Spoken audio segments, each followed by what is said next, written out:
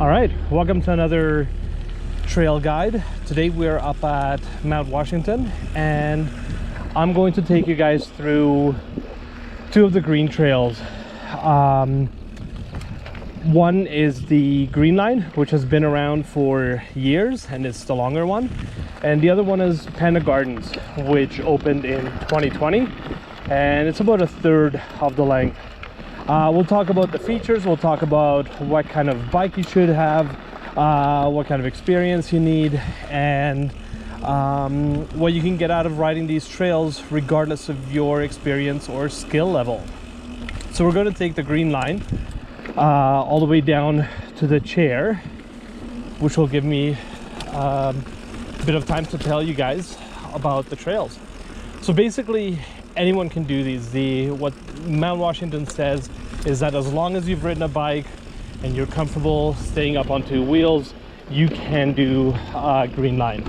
And it's a great trail to get used to using the lift and turns and berms, which are kind of like bank corners. There are even a couple of very small jumps that you can easily roll. The idea is that it's a good way to warm up if it's your first time on a mountain, or if you're a little bit skittish, and then work your way up to some of the more challenging trails like the blues and eventually the blacks. You don't need a special mountain bike. I'm on my Giant Glory downhill bike, but you certainly don't need one. You can do this on a hardtail or a very basic full suspension bike. Just make sure your brakes work, your suspension's in good shape, and nothing is going to rattle loose, because they are a bit more challenging than your local footpath. We'll ride through both of the trails today, and we'll talk about which one caters to whom.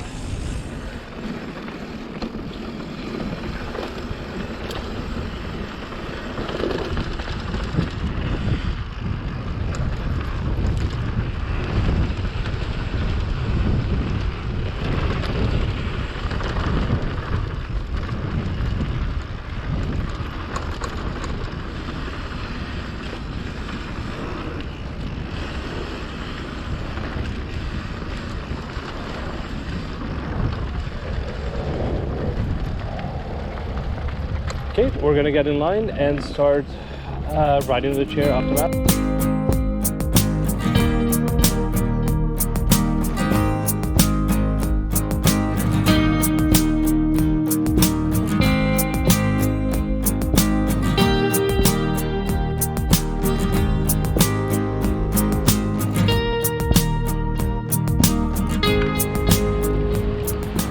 Okay, so once you make it off the lift, you go left, and I apologize if my sound is a bit muffled. I am wearing a full face helmet because, well, it's just that much safer. And this is the drop-in. It's kind of funny. This is probably one of the tougher parts of the trail right away, and it goes into this flowy little fun trail. Right now the conditions are just about perfect. The ground is tacky, so your tires have lots of traction.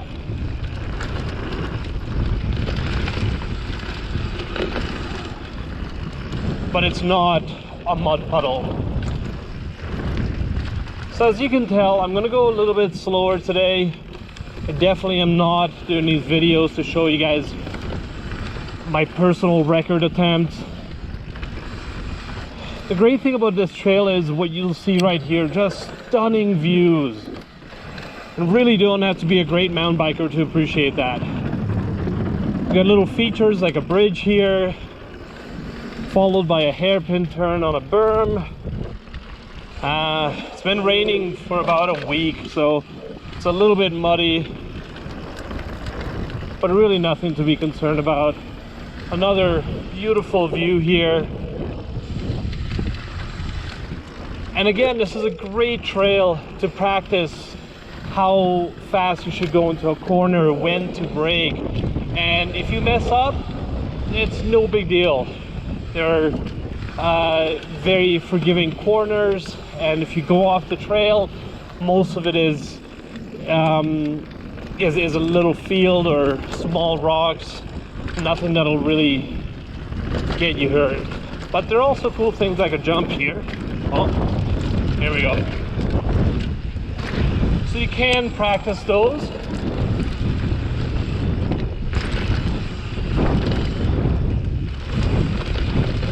Or you can just slow down and take things easy.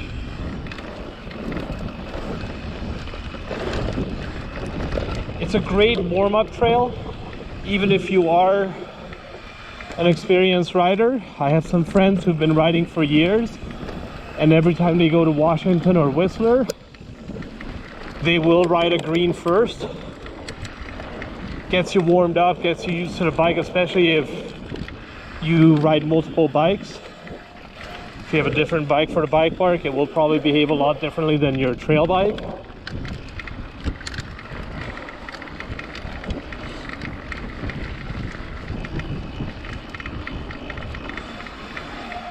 You also get to practice things like trail etiquette. You know, slow down for an intersection, look around, make sure there's nobody coming from the other directions. See another yield sign, slow down, look around. This is a very popular trail with first-timers or families or just people who haven't been riding for a while. There's also, for the green line at Washington, there's the added benefit that it's a trail that takes you from the lift to the parking lot, to the level of the parking lot, whereas the rest of them will take you down to the bottom of the lift, from where it's a bit of a hike. Little creek crossing. It's a little bit of a hike to get back up to your vehicle. So often my friends and I will do this as a final lap. It gets us a bit of riding in, and instead of having to push our bikes up the hill after our final lap, we get to be on level and not push. Right, there you go, cool little features like that. A wooden bridge. You've got rocks on the trail and random natural and made features. And if you need to stop, do what that guy just did, is stop off the trail so that you're not surprising someone and they go crashing into you. Now here's where we'll get off the green line and go on to Panda Gardens, which is a new trail and it's a lot of fun. How you doing? Good. It opened in 2020 and has a lot of fun berms, beautiful views, little bridges, sections with little bumps and humps.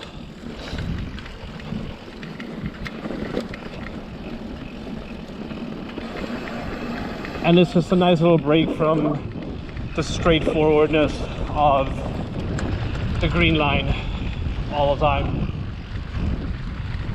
Again, these are fantastic skill building trails if you're new. I have a friend of mine who is a fantastic rider. He is a much better rider than I am, and even he loves Panda Garden. It's just fun.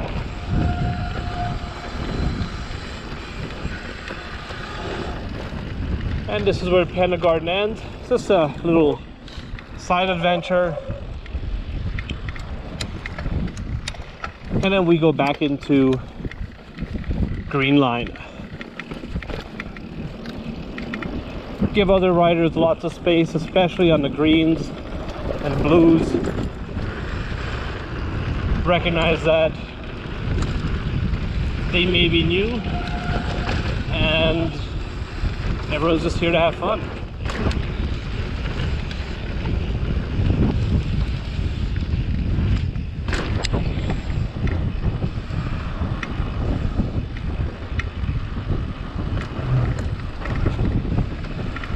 see, and this brings you right up to the lodge, which is very, very nice. If you're wanting to take your lunch break or finish your day, then here you are and you don't need to hike. We actually started this video in the second portion of the trail, so I'm not going to go through all of that again. And I think I'm still going to ride it back to the lift, and here's where it connects back in, and then you can just take this all the way back again and keep doing practice laps. There's absolutely nothing wrong with it. Even the best riders in the world do well after a couple of practice laps.